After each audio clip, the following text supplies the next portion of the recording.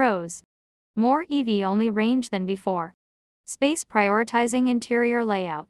Helpful driver assist tech. Cons: stiff, jittery ride quality.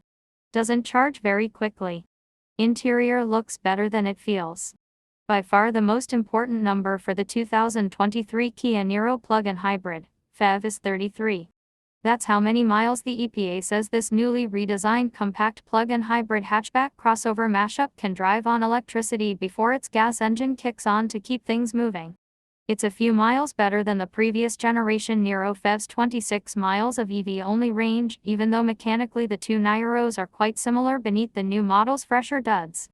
But we're here to share numbers realized from our signature instrumented testing regimen, which adds a heaping of other numbers besides that EV-only driving range figure.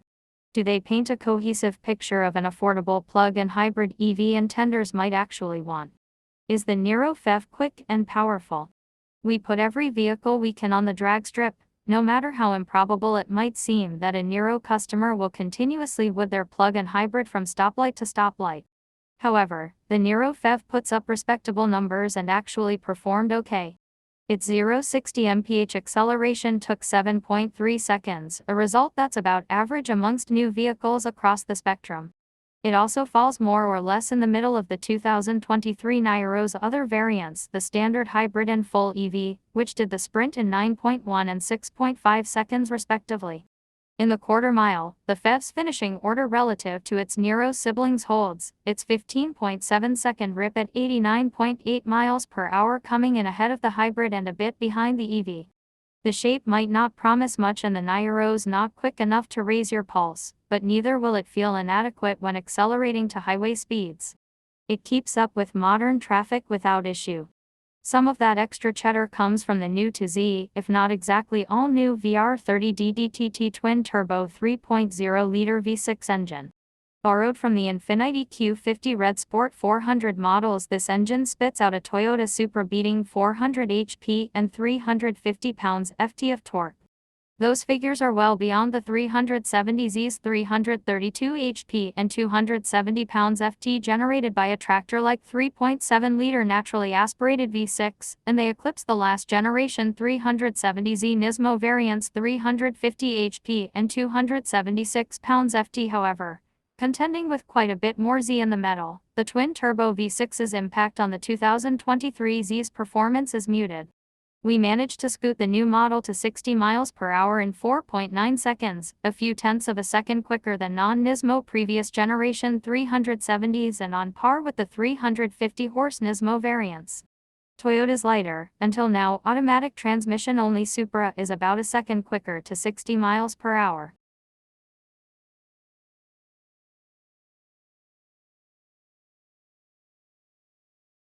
In practice, the VR30D DTT engine pulls strongly, and with a refinement the old VQ engine could only dream of.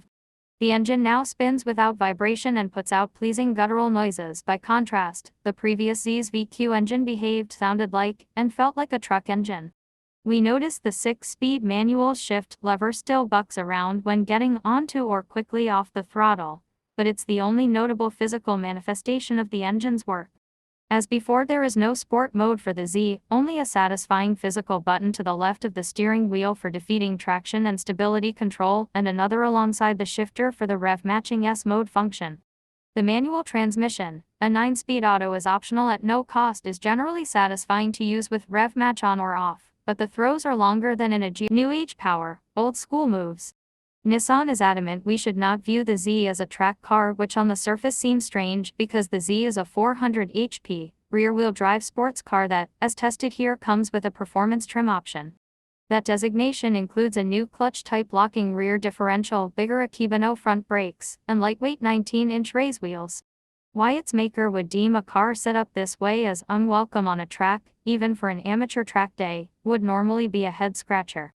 But it makes sense in the way the Z drives. It's soft, comfortable, even. The body leans in corners, dives when you hit the brakes, and goes on plane when you goose the twin-turbo V6.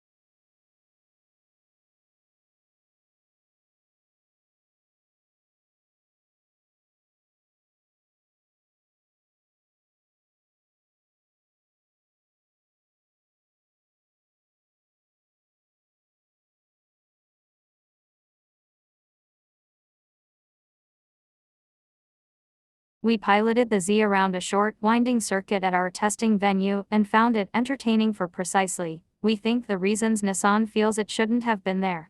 The weightier forced induction V6 pushes the Z's weight distribution forward relative to the 370Z, such that 57% of its mass presses through the front tires.